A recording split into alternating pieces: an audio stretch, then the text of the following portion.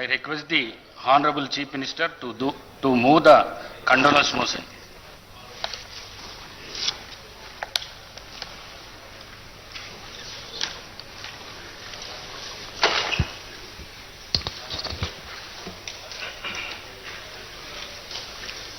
అధ్యక్ష, తమరి అనుమతితో ఈ సంతాప తీర్మానాన్ని ప్రతిపాదిస్తున్నాను.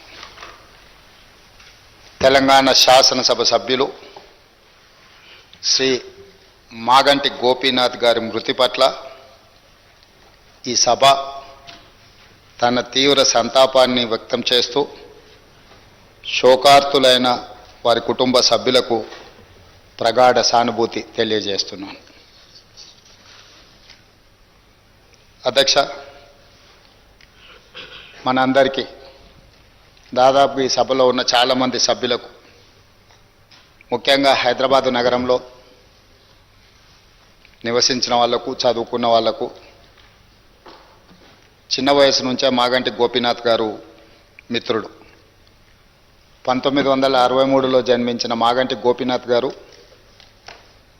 విద్యార్థి రాజకీయాలలో చురుగ్గా ఉండడమే కాకుండా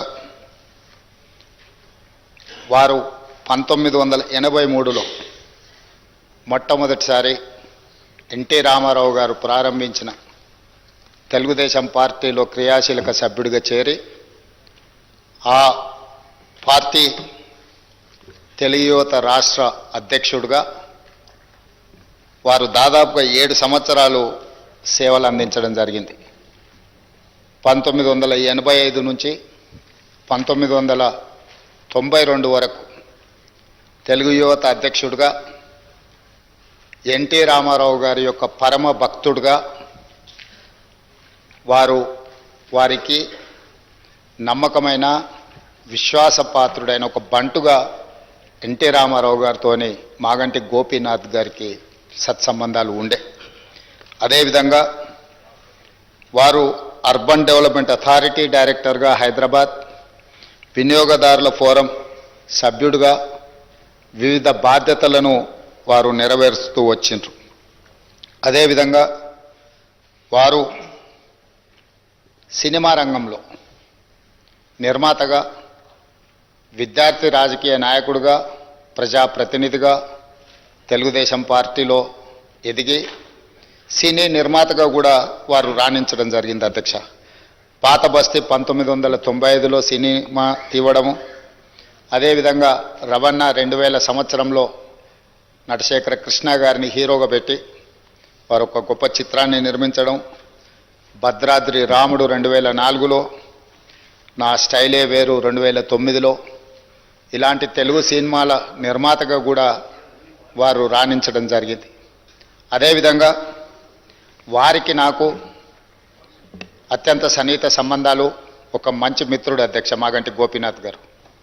2014 సంవత్సరంలో నేను రెండవసారి శాసనసభ్యుడిగా, మాగంటి గోపీనాథ్ గారు మొట్టమొదటి శాసనసభ్యుడిగా ఈ సభలో మొట్టమొదటి తెలంగాణ రాష్ట్ర శాసనసభలో కలిసి పనిచేయడం జరిగింది.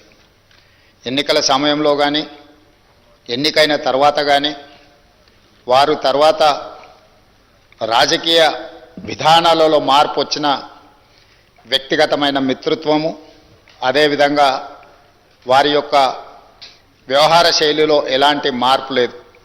ఒక మిత్రుడిగా 2014, 2018, 2023 3 సార్లు శాసనసభ్యుడిగా ఎన్నికై హ్యాట్రిక్ సాధించిన శాసనసభ్యులలో చాలా తక్కువ మందిలో మాగంటి గోపీనాథ్ గారు ఒకరు.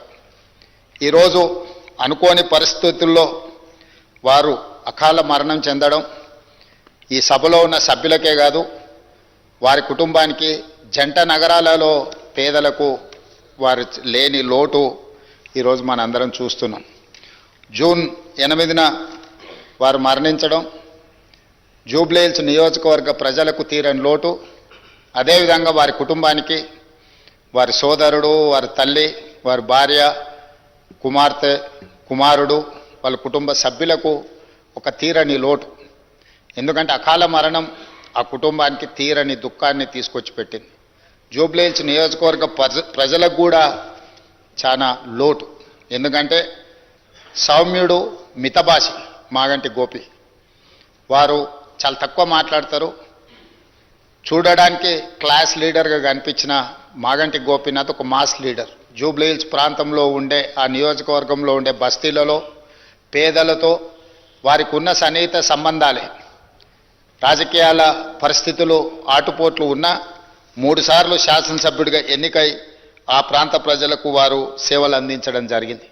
ఈరోజు ఈ సభ వారి కుటుంబానికి మనందరం అండగా నిలబడాలి. అదేవిధంగా వారి ఆత్మకు శాంతి చేకూరాలి.